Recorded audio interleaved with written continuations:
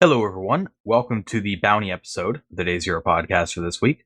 I'm Spectre. With me is Z, and we'll jump into topics. So this is something that happened a couple weeks ago, but it kind of skipped by us on covering it on the podcast. But the remote chaos experience was officially canceled in person, as we kind of suspected that it would be. But CCC also put out another Sorry, blog can post you last week. say that again? The remote experience was canceled in person? Sorry, I the think that's just a weird choice. Yeah. CCC was canceled in person. Yeah. Yeah. So it's been changed from the Chaos Communication Club conference to the Remote Chaos Experience for this year again, kind of similar to what they had last year. They did put out a post last week as well saying that they're also planning to launch like a 2D virtual world type deal, which I don't remember them doing something like that last year, but maybe they did. I didn't really participate too They've much done in it the. before. I didn't attend last year, whether or not it was virtually, but I do remember a past CCC, and maybe it was last year's, but I do remember that a virtual world attached to the conference before. Yeah, it's not really a new idea, but that is something that they mentioned that they're going to be working on for the conference. Um, but yeah, mainly just wanted to bring up the fact that it was officially canceled in person because that kind of skipped by us, and it's something we've talked about on the podcast before. Um, and the reason we kind of suspected that it would be like that is you need a lot of time to prepare for these conferences, right? To prepare the venue, usually like a couple months. I remember, I think it was 2019 or maybe 2018. One of the recent ones before COVID hit. They prepared late. I think they started in like August or September instead of when they usually start, like earlier towards June and July. And they said it was hell and they would never do it again. So the fact that the world was still in a weird place and we weren't really sure what was happening in August and there was no like official announcements or anything being said, it was pretty likely it was heading in this direction.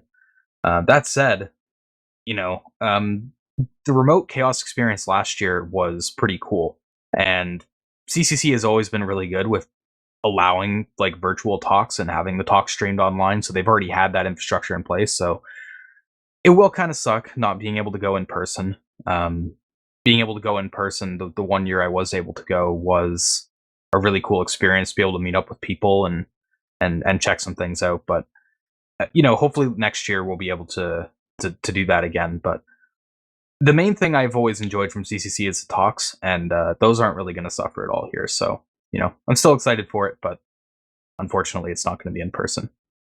Um, maybe when it comes back next year, we could do like a day zero hackerspace or something, or whatever. I forget what the name is they have for all the congregated areas, but yeah, I mean, there's some really cool stuff that happens at CCC. So maybe next year we can check that out. But this year it's remote. All right, so let's get into our exploits for the episode. Um, First up, we have a stored XSS in Concrete CMS and the calendar events functionality. Notably, this is also an unauthenticated bug due to the there's a lack of a CSRF check on the CCM token, Yeah, so this and it's is a stored XSS. two So different bugs. So the stored XSS actually was rejected as not relevant in this case because it's a feature, not a bug. They give people control over designing their end page, so they end up saying down in the comments basically that by design, the Concrete CMS features functionality that allows the website admin editor to fully control and edit their website. So, I mean, they've left it at that, and I more or less agree. As long as they're thinking that this is, essentially by design, even if this particular case maybe wasn't, I mean, adding an event does feel like a weird place to need the HTML content, but it still more or less makes sense if it's by design. If there's no privilege escalation, you could already do this from there. But the CSRF itself is kind of the more, I guess, significant issue here, and that's just the ability to both do that and, as you're saying, chaining it. Um, and actually, what I really want to pull out from this one, I'm just going to pull up the patch. Got the commit link here. Is really just something I have hit on quite a few times before, And that just comes down to doing this kind of validation, kind of needing to call that manually every single time. Just frankly bad design when this isn't more centrally done. So in this case, you have the add event function logging to whatever object, and they forgot to call validate event. Therefore, that CSRF token was never validated. Straightforward, super easy issue. And I mean, the cause of it, this smells of just a structural design issue where they have to remember every dev, every time they add something, have to remember to call validate action. That's just kind of the poor design here, something to keep in mind. As a bug, I didn't find it too interesting. Like I said, they've rejected the cross-site scripting as being a feature, essentially, and I've already said I think that's fair. I just want to call out, relying on developers to always remember all of the security consequences is generally a bad move, and I would imagine that there are more of these sorts of bugs around. Yeah, the authentication is very decentralized in the code base. So that's what ultimately led to the issue. Yeah. Well, at least for the CSRF checking. I mean, I haven't looked at their code for any other sort of auth, but it's always just such a code smell when you see like needing to remember to call validate action or similar function every time you do something. It's so easy to forget that. Yeah. Now that said, they did go ahead and fix the issue, obviously, since we're talking about it. There was no bounty payout on this one, unfortunately. But like Concrete CMS outright states in their page on HackerOne that they don't pay out. They only do swag and stuff like that. So, that's fair enough. I did find the timeline a little bit interesting because this was reported 8 months ago and it wasn't resolved until I believe 2 months ago. So even though it was a relatively simple issue, I mean, Z brought up the fix. The patch was pretty trivial. It took quite a while for it to actually get fixed and get it fixed shipped. So it did. That I found was a little bit weird, but it seems like a big reason for that was this was at first just seen as, it's a cross-site scripting, which we kind of have as an intended thing. And then they mentioned a little bit later that, we're concerned about, that CCM token not getting validated as being, I guess, more of a pressing issue. Once they realized that was the issue, the title doesn't really give that away.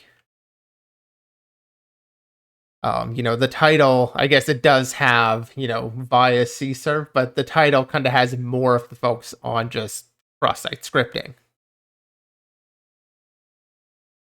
Yeah. In this case, the vendor realized what he was talking about and highlighting the realized that he was highlighting the lack of the authentication there. We do have another post later on that's kind of along the same lines, but it goes the other way. So, thought I'd tease that a little bit. But yeah, at least in this case, the exchange back and forth was good, even though it did take a little bit of time to fix. So, moving on, we have WebSocket hijacking from Sunil Yedla. The target app was undisclosed since it was a private bounty, which seems to be more and more the case with some of the topics we cover, unfortunately.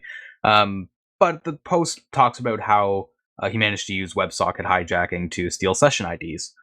For those not familiar with WebSockets, they're basically what the name suggests. It's a socket that you can use in JavaScript or whatever to open a communication channel between the client browser and the server. They can be very useful because you can avoid having to do polling and that style of communication, which can be very cumbersome to manage. So they're very convenient.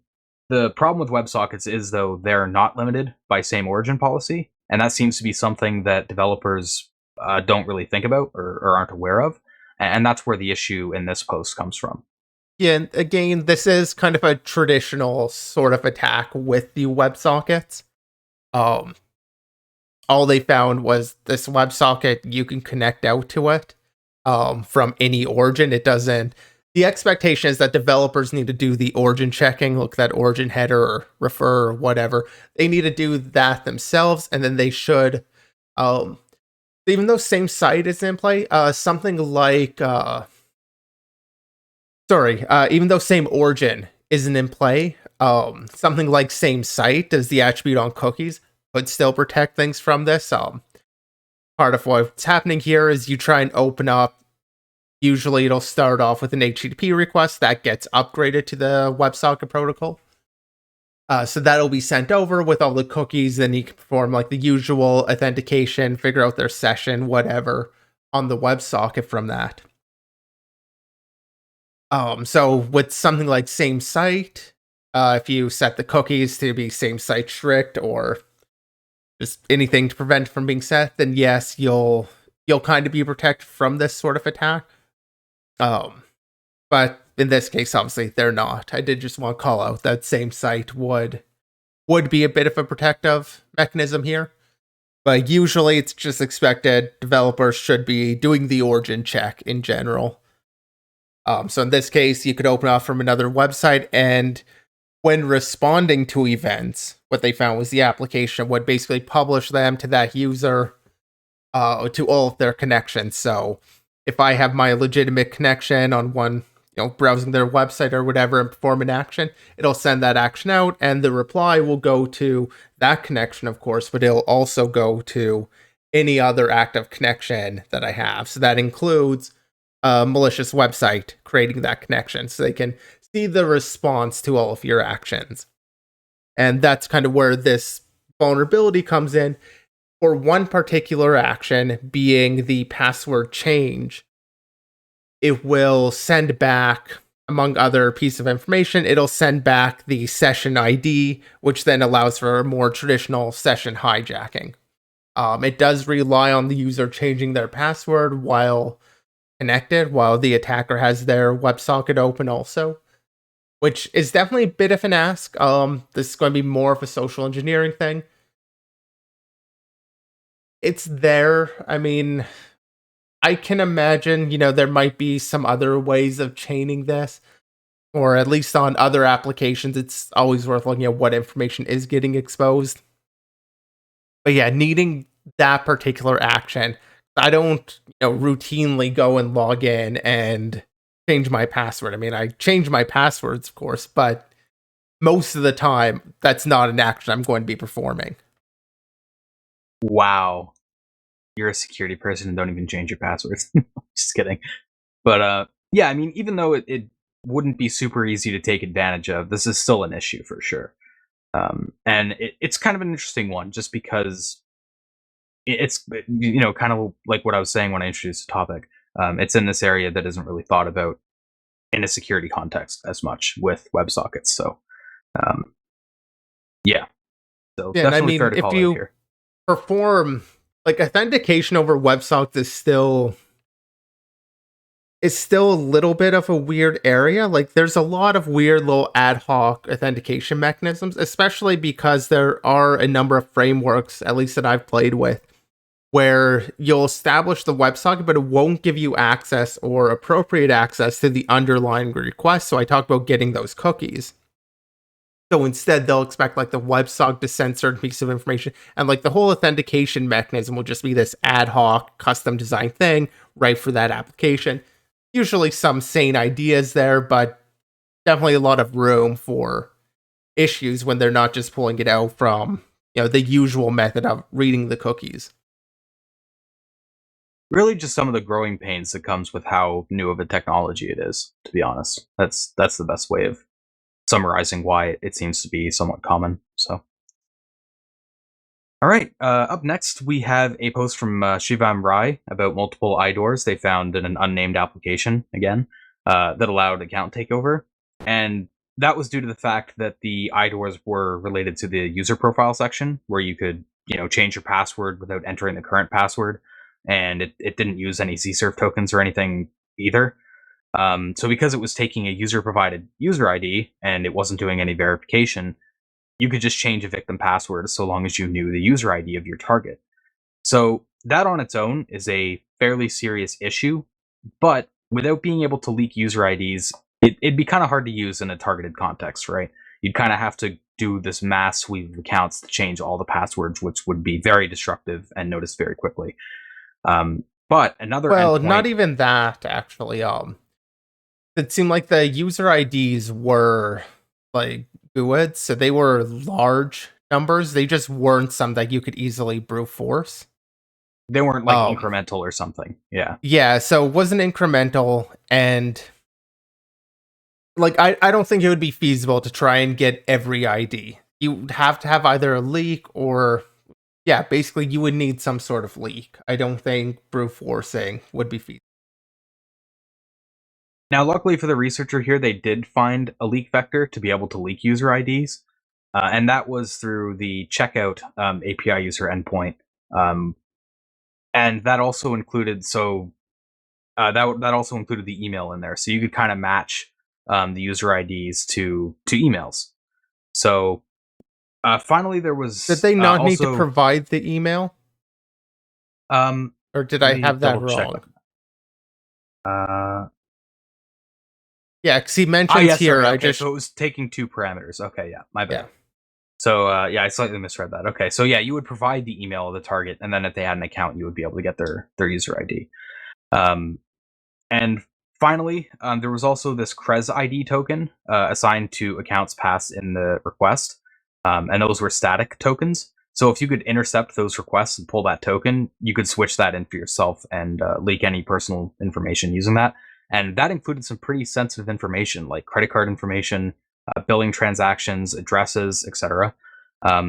I found the credit card info a little bit interesting because it's not something we see being leaked very often, Yeah, but at least with this kind of attack. what's said here doesn't. So I sometimes will see people say, "Oh, it's leaking credit card information," when all it's leaking is, say, like the censored version, like the last four numbers. Like it is credit card information, but it's not like the real complete credit card details, which need to be significantly more protected than just like the last four digits. Hopefully, that's all it We're is. not told either way, but the fact that um basically that we didn't hear anything else about, a complete compromise of all the credit card information because I believe under PCI, like even a bug bounty hunter, if they came across actual credit card numbers, that would be considered a breach completely. Like it wouldn't matter the fact that it was a bug bounty hunter, they're external to the company, it would be a very significant breach. For Um, sure. Yeah. so that kind of makes me think it probably was just like the related information, not all of the sensitive stuff. That said, I do want to jump back on that CRES ID. And in particular, the way that was to be used was since you could change the password. Because you went and called out the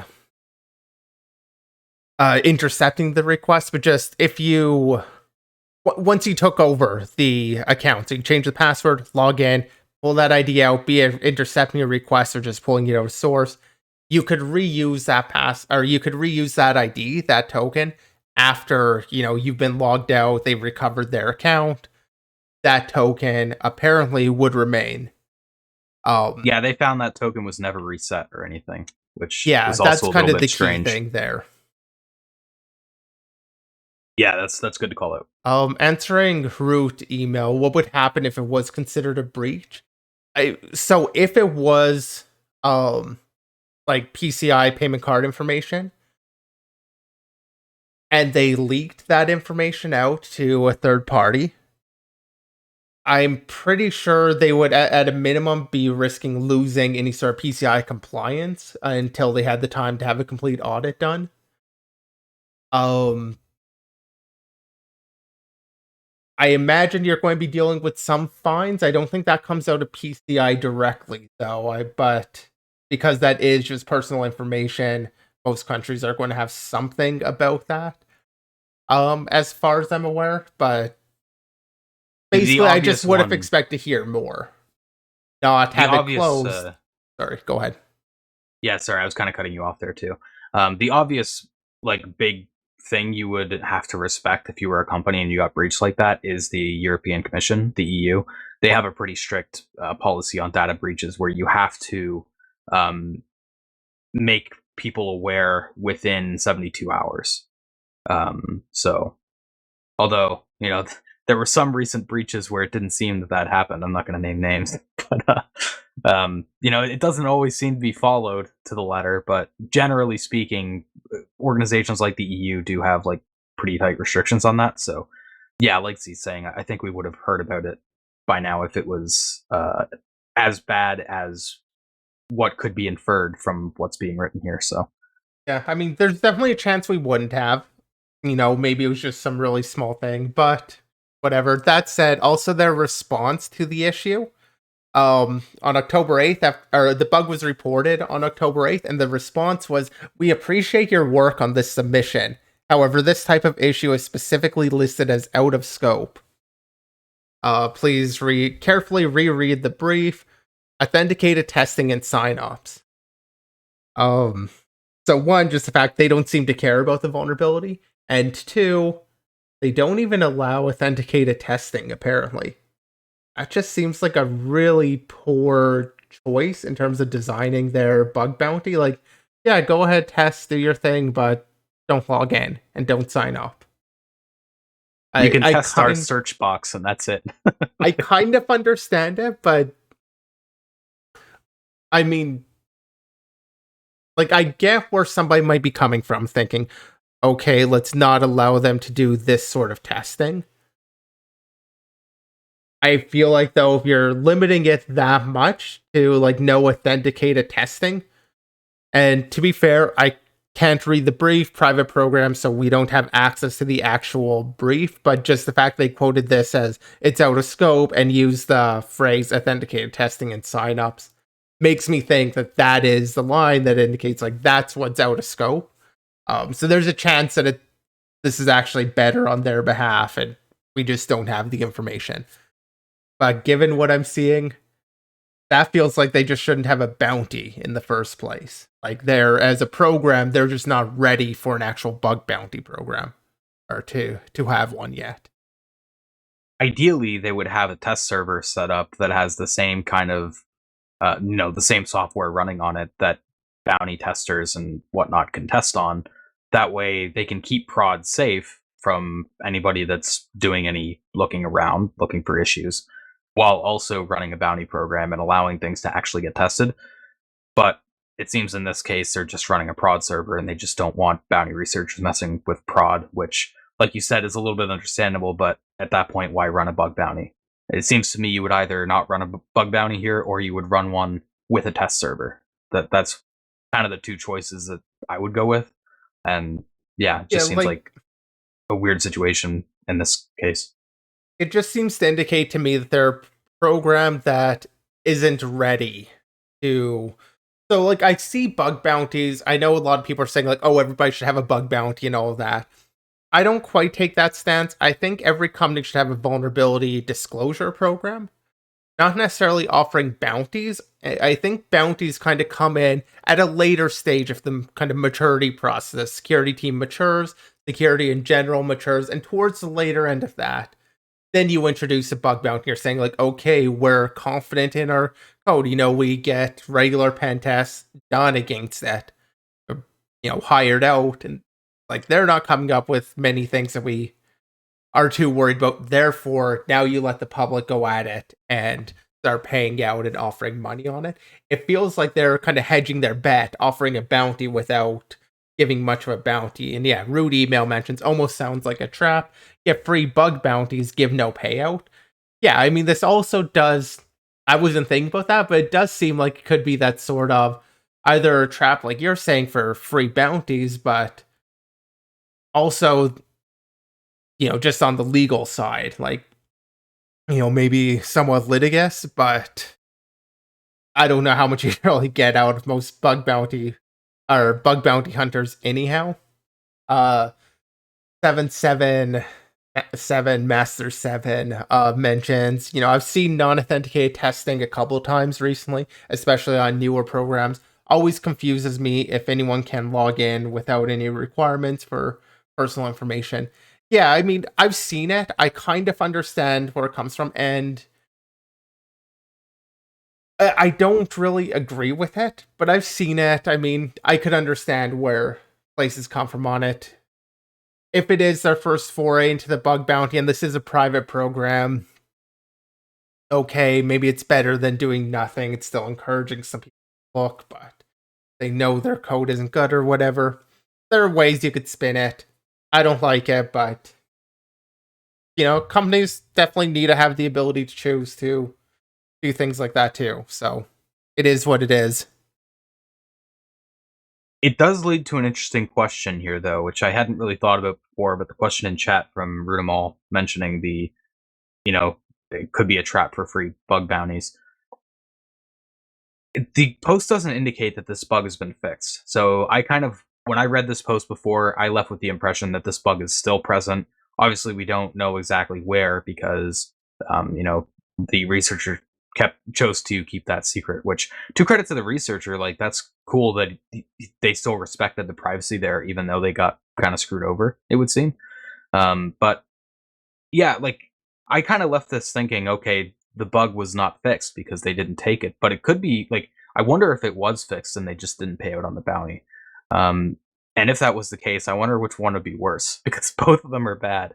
But Yeah, I'll mention if they would have dropped the name, this is through Bugcrowd, so they probably just would have been kicked off of Bugcrowd had they disclosed it regardless. yeah, that's true. But still, like, it's still commendable, I think, that they didn't name drop them, even though they lost out on what they say they think they should have been awarded $6,000, given the scope of the program. That's towards the end there, so I still think that's worth calling out. But yeah, overall, just not a good handling of the situation. Seems to be kind of a failure on multiple levels here. Seems like the bounty program is not well set up, like we were talking about. It's kind of, the scope doesn't really make sense, at least from what we can see. The issue is a little bit of a meme too, and the response was just terrible. So I think that whatever company this is gets an F on every on every aspect that we like to look at in these reports. So yeah, unfortunate. All right. So up next we have GitHub Actions. And this is a GitHub Actions issue that leads to bypassing the required reviews mechanic of repositories. That being something you can set up as a repo owner to make it so maintainers can't just push their changes directly to the main branch or some critical branch without having to go through a pull request and get reviewed by other maintainers. Fairly common in large critical projects, just making it so that one potentially compromised user, or even just a user that makes a mistake or writes a obvious bug, can't just ship that right into the project with just a single click, right? It kind of requires a second set of eyes to go over it and make sure, okay, this makes sense, let's merge it. So that works well and good until you throw GitHub Actions into the mix, because GitHub Actions, even if you don't use it on GitHub on your repository, it's installed by default on any repository, and any user can create a workflow that runs when code is pushed. And when that workflow runs, GitHub will assign a token to it for authenticating with the repo, and there's configuration attached to that token with what it can and can't access. Um, and that would be fine, but the problem is anyone with write access to the repository can change the permissions on that token by editing the permission key in the workflow file. So you can just change the permissions on the actions bot token so it can approve and merge pull requests, and then use the GitHub Actions bot to approve your own code push without having any other maintainers look at it. So that's the main issue there. Obviously, this does require you to have write access to the repository, but the whole idea behind the required reviews mechanic is so that people with write access can't do something catastrophic to the project. So it's still absolutely valid. It's bypassing an intended mechanism. So Yeah, I mean, this one's just kind of, oh, I like the phrase, but just want those fun bugs. It's just kind of a logical issue where, of course, it has access to perform one of those reviews, one of the code reviews.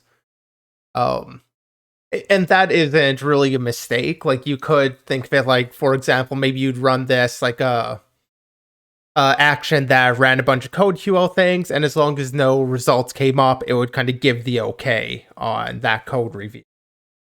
And that could be one, because you can also have more than one required code review. So that could be like one if I'm requiring that.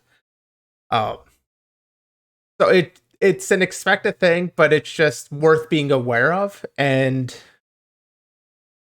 yeah, I mean, just a logical issue. You think about the different ways of accessing, how to create that code review or approve that code review. Um, and you find kind of the way that nobody else would have thought of then. And yeah, I mean, there's the high requirement, as Spectre was just saying. It's, you need that write access. But the whole point of this functionality is preventing that sort of thing. Though you can also configure it a bit more securely, limiting who the approved reviewers are, or just requiring more reviews, things like that. So there are ways around this, but it's a fun attack. I mean, it's not always super technical. You know, I I don't know, cross-site scripting with all these filter bypasses dealing with the web. Sometimes it really is just these simple logical issues. Yeah, it's more of a design flaw. And I've kind of said this before, but I think it's worth reiterating again. People really underestimate how powerful GitHub Actions and these continuous integration mechanisms are. We've seen a lot of attacks the last couple of years, especially this year, that have abused GitHub Actions in some way, shape, or form for either someone who is outside of the repository, like a third party, or somebody in the repository to do something they shouldn't be able to. And that's just because the actions that are provided, while they're very convenient, they're also a kind of this back door in a way that you can do these really powerful capabilities that you might not think about. And giving maintainers access to use those actions. And like the other thing is too, in this case, it's not really highlighted, but you can run GitHub Actions workflows even if you're not in the repository through pull requests. So yeah, I mean, there's a lot that you have to be careful of when managing a repository, when it comes to workflows and whatnot. So Yeah, I mean, workflows though, same deal on any sort of continuous integration, continuous deployment. Um, yes, technically for this would be CI.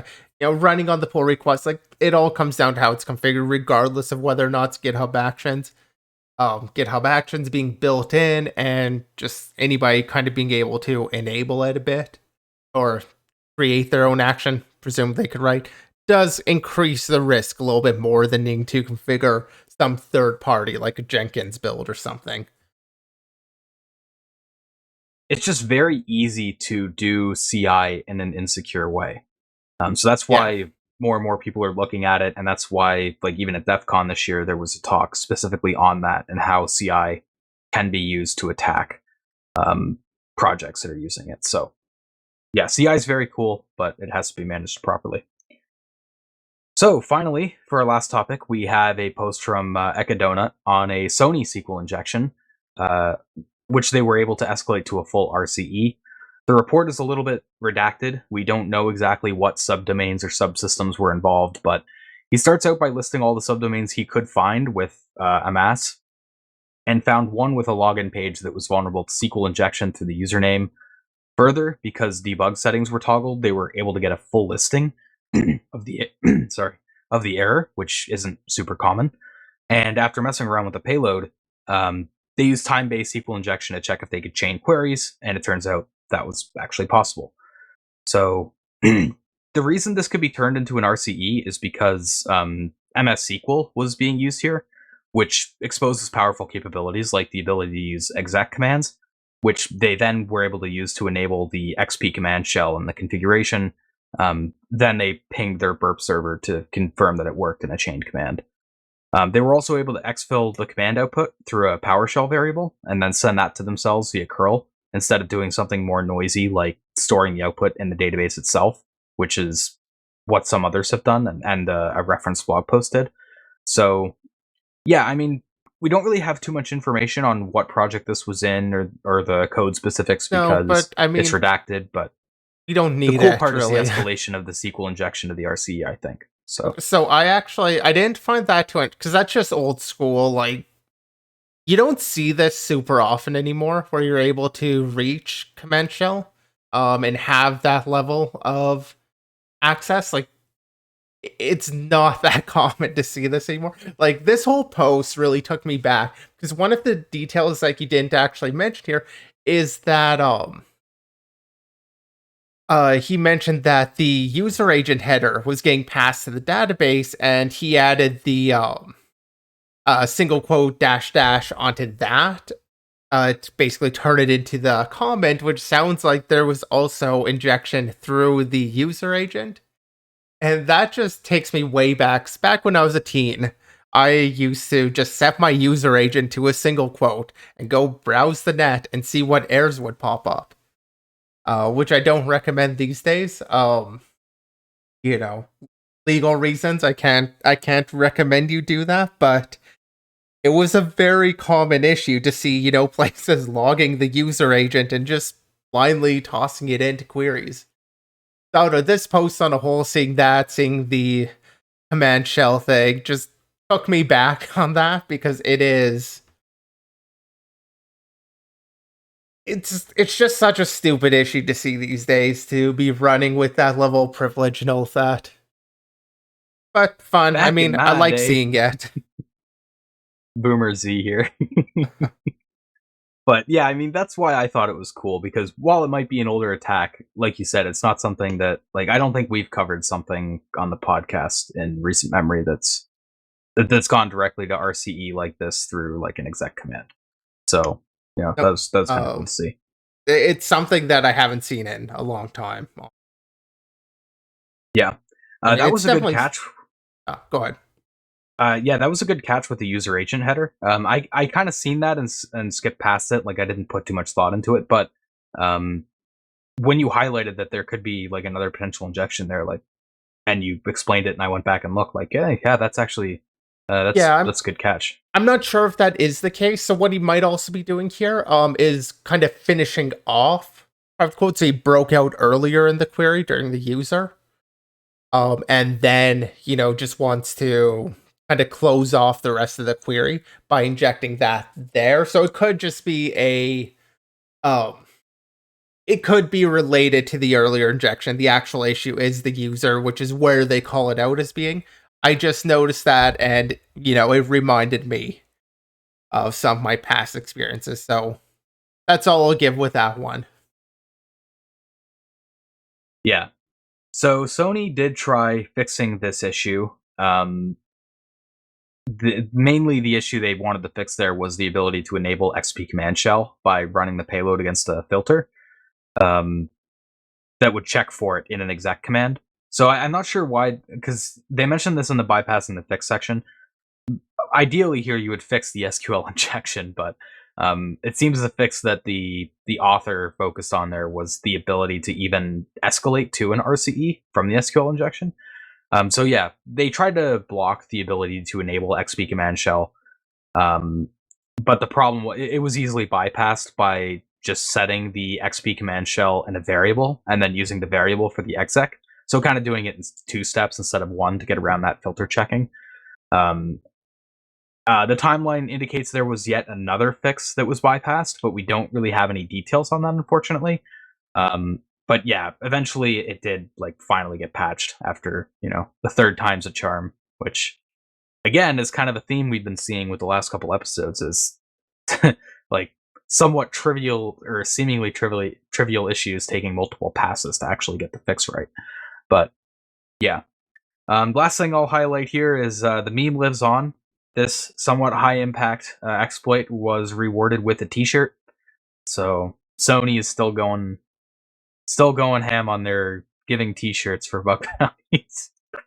you know, um, What more it's do you not like they really have any need? money. Yeah, I mean, it's not like they have a bunch of money or anything. It's not like they can pay bounties. So, yeah, I don't get what the thing is with T-shirts. I mean, I'll be honest. If I'm a bug bounty hunter, I would actively probably not want a T-shirt. Like, I don't I know. feel like that would be a little bit of a spit in the face a little bit. But I mean, I get it. Like, if you're spending the time, you want to get paid for it. I completely get that. At the same time, I'd be more or less fine with just, a cool t-shirt or, whatever, just something that shows like they appreciate the effort, especially when it is like, concrete CMS we were talking about earlier in the episode. When it's a small open source project that maybe can't afford the bounties, like sure, toss a t-shirt, a little bit of swag, shows the appreciation, but maybe they don't have a proper bounty in place to really offer you. I think that's fair. That's not the case with Sony, though. No, it's not the case with Sony, but I don't mind those sorts of shirts or that sort of swag. Is more where I was going to get at is there's some nice things to that too. Obviously, money lets you just buy whatever you want, but like I've got a Microsoft researcher coin. I know some other companies will give out like challenge coins. Um Things like that are kind of just nice collectibles when you're not looking at it as like, here's how I'm going to make all my money, but I'm just looking at this technology and oh, I found some bugs, report it, and look, I get something out of it. Yeah, so I mean, I don't want to hate on swag too much. Like swag is a fairly common reward, and like in some cases I think it's cool, but in some in a case like Sony, when you report like this high impact vulnerability where you can get remote OS command execution, or even like um there were some people that reported stuff for the PS4, I believe, to get like code execution on the PS4, and they're like, yeah, here's a t-shirt. Like there's other companies like when you're talking about getting like RCE and getting um stuff like that, like there's companies out there that are paying like tens of thousands of dollars for that, and this massive company is just like, here's a t-shirt, enjoy. Yeah, no, It's and like, I man, get that. rubs me the wrong way. Like I do, but as long as Sony has like their bounty program listed and indicates that this wouldn't be, some big money reward, I think that's fair for them to choose to do that. I kind of disagree with the choice, but I think it's fair for them to choose to um set their bounty up that way, and then as researchers they'd have the choice to not look at it if all they're giving out is swag when they could afford more. Like that turns people away for sure. So for what it's worth, I will say Sony does pay out for some bounties. So they have like a PlayStation bounty on HackerOne, and they do have payouts for that. Like they'll pay $10,000 for like a PS4 kernel code execution or a PS5 or whatever. Um, but it seems for things outside of PlayStation, like their like other websites and stuff like that, that's where they don't pay. I don't know. It seems a little bit weird to me that they pay out for PlayStation, but not for other like product categories. It's a little bit, but also the PlayStation thing was pretty recent too.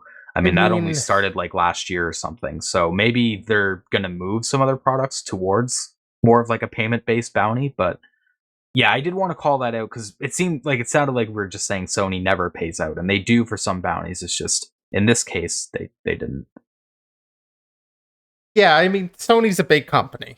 They make a lot, and there's going to be different values, random. If you find an Ode in your Sony Walkman, which I don't know if they sell any sort of modern like MP3 version of it or something, but like there are different priorities.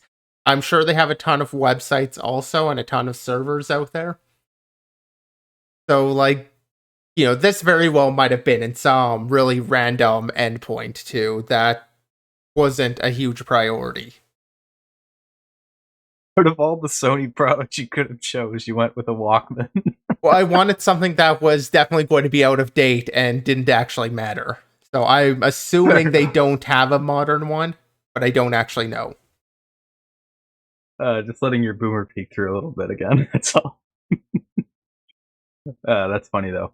But yeah, I mean, not much of a payout here, but like you were saying, I think Sony does. They're upfront with that, so I don't want to criticize too much. It just kind of is a meme, especially with Sony, because with other companies you might get swag that's actually cool. Like you might get like a backpack or something useful that you could use, but no, Sony, you just get a T-shirt. which you probably have a lot of already. So, but overall, issue was fixed quickly. Did take a few false starts, but yeah. But that wraps up all the topics that we have for this episode. Thank you to everyone who tuned in. You can catch the VOD on Twitch or on YouTube at 6 p.m. Eastern tomorrow. We also have previous podcasts up on Spotify, Apple Podcasts, and more links on Anchor. Feel free to join our Discord and follow us on Twitter. I'll leave the link to our Discord in chat.